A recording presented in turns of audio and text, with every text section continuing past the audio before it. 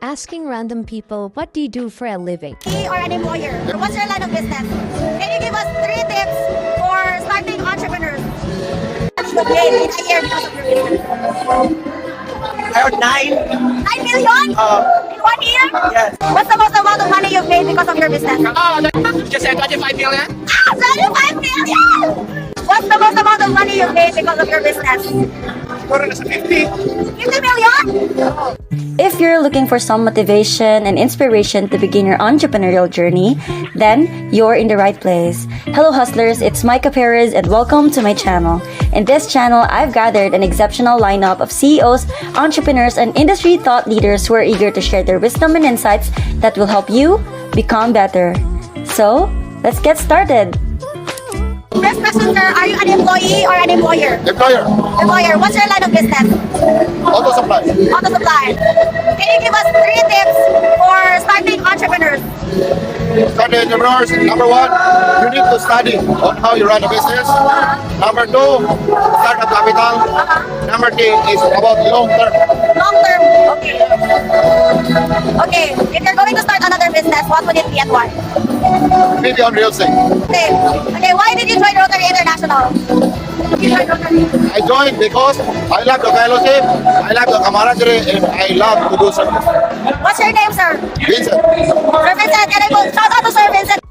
Sir, I have 5 questions for you. Are you an employee or an employer? Employee. What's your field, line of work? Banking. Banking. Can you give me 3 tips to all the people who wants to succeed in your field? Focus. You need teamwork. You can do it alone and what else? Just be, I don't know, you be goal-oriented. If you're going to start a business, what would it be and why? Probably not food business because I tried food and it didn't work out. So maybe anything but not food. Why did you join Rotary International? Basically to help people, to help others. What's your name? I'm Boy. Sir Boy, I'm Micah. Nice to meet you. Thank you. I have 5 questions for you, sir. Are you an employee or an employer? I'm a businessman. Okay, so you're an employer. Oh, yeah. What's your line of business? Real estate. Real estate? What's the most amount of money you've made because of your business? Siguro nasa 50. 50 million? Wow, okay. Can you give us 3 tips for starting entrepreneurs? You just have to be consistent Consistent? and persevere. Persevere? And prayerful. Okay, be prayerful. Okay, if you're going to start another business, what would it be and why? Small scale and learn how to do the business in and out. Alright. What business is that? Buy and sell. Buy and sell. Okay. Why did you join Rotary International? To help people, service above self. Wow. What's your name, sir? Nino. Shout out, sir Nino. Okay, first question. Are you an employee or an employer? Employee. You're an employee. What's your field? I don't work. I'm in the mining industry. Any industry. Can you give us 3 tips to all the people who want to succeed in your field? Well, we have to be strong because in the mining industry has a lot of challenge. And then, you know, the issue of environment that we have to tackle at that. And then, we are in the mine open pit. Yeah, so that's very challenging for us. But anyway, for the benefits of the mining, it's very nice. Why did you join Rotary International? Well, it's a very nice international service humanitarian organization, and because of the vision and the motto of Rotary, so I think this will help build your professional growth and then network and then good engagement with other Rotarians. What's your name? My name? Yeah, I am Edna Dolar from Surigao, Rotary Club of Surigao, Mid Township. Are you an employee or an employer? Both an employer and an employee. What's your line of business or work? Business, nasa food business ako, may catering, may restaurant ako. And then sa work ko, sa government, kasi municipal administrator rin ako because my brother is a mayor. Can you give me 3 tips about business? business, no, siguraduhin mo lang na yung profit mo, yung expenses mo hindi mag-exceed sa profit mo. Always leave for another investment para mas mag-grow pa. And third, always take care of your health kasi wala kang kung wala ka, paano na lang yung business mo? If you're going to start another business, what would it be and why? What would it be? Something to do with construction materials. Kasi today, marami pa rin ginagawa ng mga new buildings and so it's and then always evolving yung mga needs sa construction. Why did you join Rotary International? I joined Rotary International kasi na parang aside sa work ko, pastime ko is, makahelp pa rin sa ibang tao. So giving back in any way that I can. Sir, what's your name, sir? Jason Ebdao. Shout out, sir. Okay. First question, are you an employee or an employer? I'm employer. Employer. What's your line of business? Hotel, restaurant, and resort. Wow, okay. Can you give us 3 tips for starting business owners? You must know your business, you must know your market, and you must have enough capital. Okay. Can you give us tips how to get capital? I don't know myself, but it's important to save money. Okay. Okay, what's the most amount of money you've made because of your businesses? Millions. Millions. Like a million. Alright. Okay. If you're going to start another business, what would it be and why? Franchise. Franchising. Okay. Why did you join Rotary International? Because of my best friend, EJ. Oh, yeah. Okay. What's your name? Sean. John. Shout out, John. Alright. Excuse me. Can I interview you? 5 questions. Are you an employee or an employer? Employer, I'm an employer. What's your line of business? I'm into fashion. What's the most amount of money you've made because of your business? Oh, do I really have to tell it now about here? Just say 25 million? 25 million! Can you give us 3 tips for starting entrepreneurs? It is very important to know kung ano ang talagang gusto mong gawin, diba? Number 1. And number 2, it needs passion. Passion is something that you can sacrifice, diba? Dapat pag-sakripisyo ka. Then, third is start small. Start small hanggang sa lumago siya. It really takes time and patience. Kasi pag nandiyan na makikita mo talaga if it's really for you, it's really for you. And every day is always the right timing. If you're going to start another business, what would it be and why? Food. Food is life. I love food. Yeah. Why did you join Rotary International? Yeah. RI has many reasons, no? But what is for sure, because of Rotary, I become a better version of myself. What's your name? I'm Griffin C. Malazarte. Sir, I have 5 questions for you. Yes, about business. Alright. Are you an employee or an employer? Employer. What's your line of business? Virtual assistants. What's the most amount of money you've made in a year because of your business? Around 9. 9 million? In 1 year? Yes. Really? 8, 7, 9 na. Wow! Can you give us 3 tips for starting entrepreneurs? Find people you can trust. Number 2, know your craft. Number 3, entrust the process. Wow. If you're going to start another business, what would it be and why? Digital products na business. Why did you join Rotary? One way to give back to the community. Wow. What's your name? John Dale Carlo Catalonia. Wow. Thank you. This is an ambush interview. Can I interview you? I have 5 questions for you. Okay, ready? Ready. First question, are you an employee or an employer? Employer. What's your line of business? Construction. Construction. Can you give us 3 tips for starting entrepreneurs who wants to start, a construction business or any business? First is start your business from your heart. I mean, do it because you love it, and then do it diligently. As in, pour your heart out on it, and then do your best on it. If you're going to start another business, what would it be and why? A food business. A restaurant. A restaurant. Why did you join Rotary? I really love getting people. Alright, what's your name? My. Nice to meet you, Miss My. This is an ambush interview. Ambush interview. Are you, what do you do for a living? I'm a running entrepreneur. I have Three Big Shop in Davao, and Yao Yao Natural Frozen Yogurt in Cagayan de Oro. Wow! What's the most amount of money you made in a year because of your businesses? Secret. Okay, sige. Give me 3 business tips for starting entrepreneurs. Number 1, discipline. Number 2, you have to build a good relationship with your clients and your peers and your coworkers. Okay? And number 3, trust everything to God. Alright.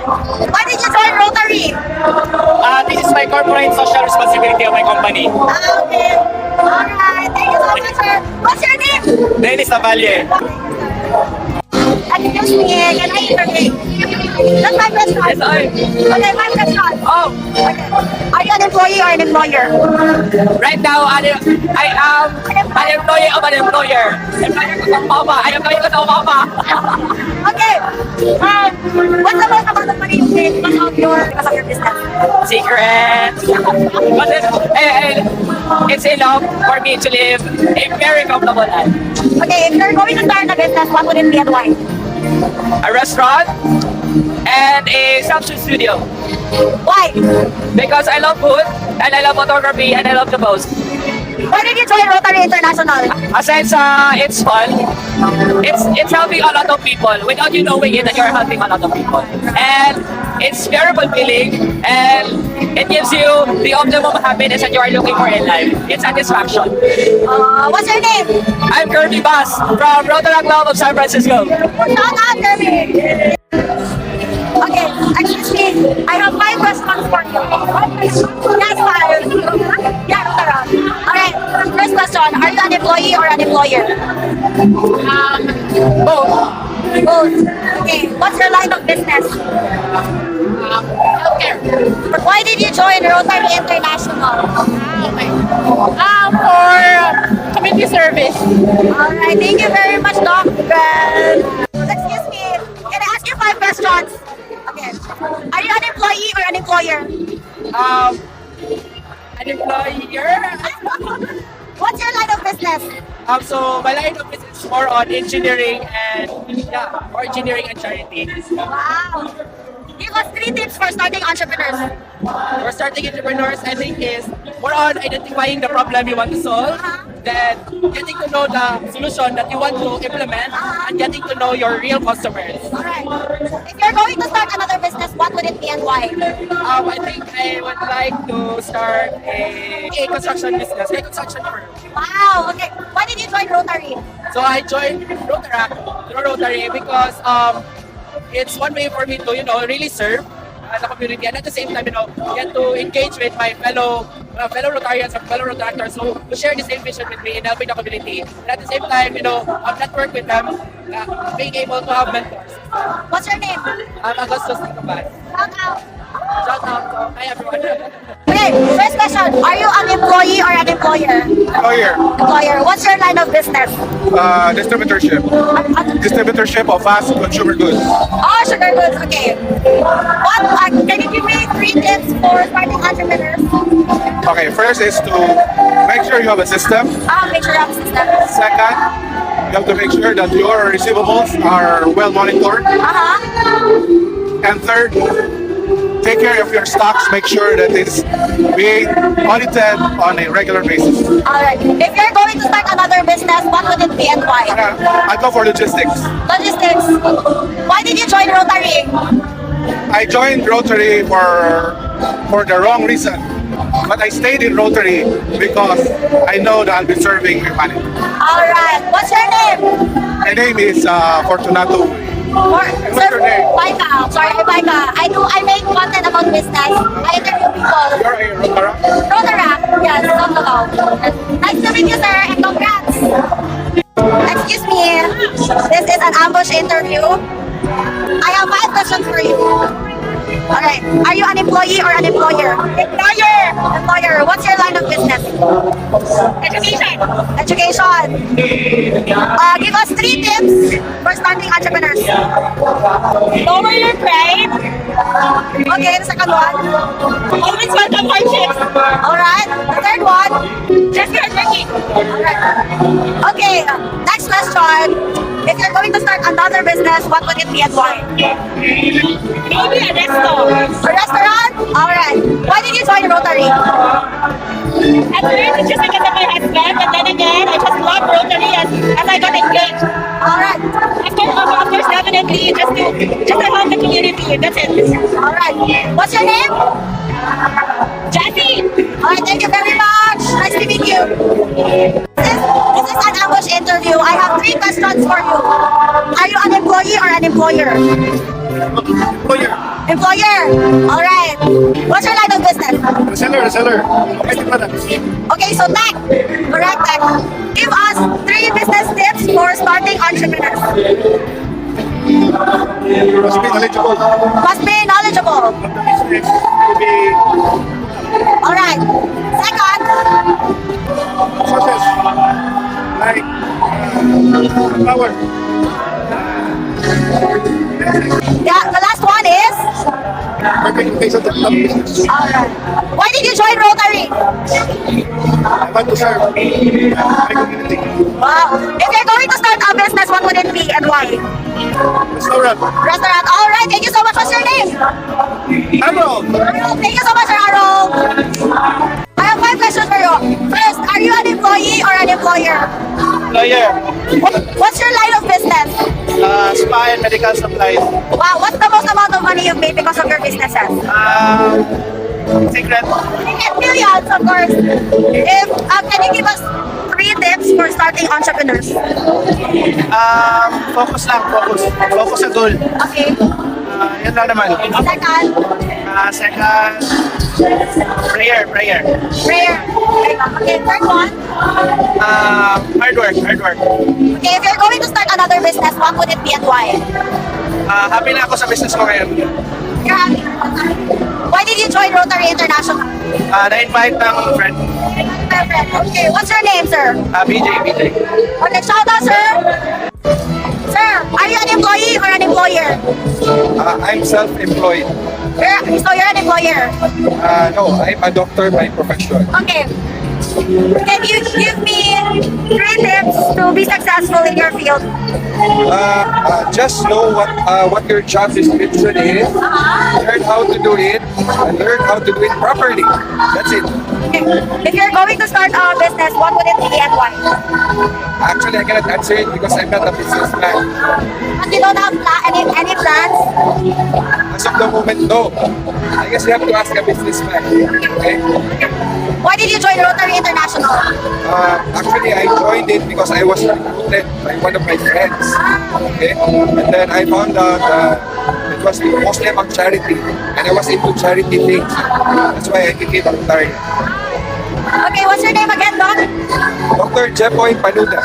Okay, shout out to Dr. Jaboy. Sir, I have 5 questions for you. Are you ready? I'm ready. Okay. Are you an employee or an employer? I'm an employer and an employee at the same time. Okay, what's your line of business? I run a law firm and I'm also a faculty member in a law school. Okay. Can you give me 5 tips about business? Well, first is you have to find what you love. Okay. Second, you should learn everything about the business you'll go into. Okay. Third, always budget your savings. Fourth, never get your capital unless you've already earned an income. Okay? And fifth, don't commingle your funds. Your funds. If you're going to start another business, what would it be and why?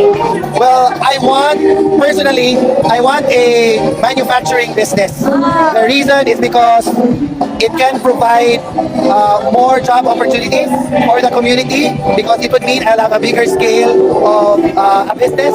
And also, I just dream about manufacturing something. Why did you join Rotary International? I joined Rotary International because I was invited, but then I stayed because I realized that it is a good avenue to do community service and at the same time have some meaningful friendships and fellowships. Sir, what's your name again? I'm attorney Bernardino Diamando IV from the Rotary Club of Cebu Fuente. Ma'am, this is an ambush interview. I have 3 questions for you. All right. Are you an employee or an employer? Employer! Okay, what's your line of business? Logistics. 3 business tips for starting entrepreneurs. First, you should have an ambition. First, ambition. You should be hardworking. Hardworking. You should have commitment. All right, thank you very much. Why did you join Rotary? Because I want to gain more friends and to have more connections. All right, thank you very much. What's your name? What's your name? I'm Virgie Albaera, past president of Rotary Club of South Davao. Subscribe for more empowering content that will help you thrive in the world of entrepreneurship. Until next time, keep hustling and building your success. Speaking of, the next video that is for you as a hustler is right there. Thanks for watching.